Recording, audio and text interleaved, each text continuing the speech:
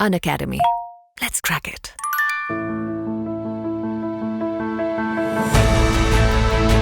Hello CA Foundation students, I hope your today's paper went really well.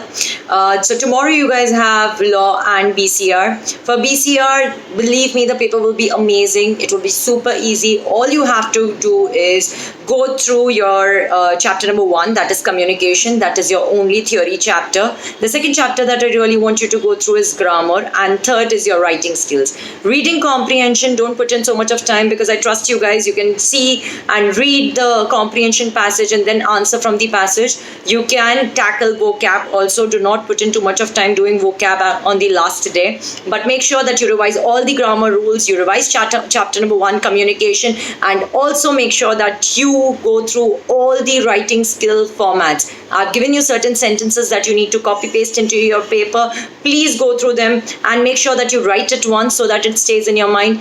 If possible, practice couple of grammar questions and I'm sure your paper will be rocking.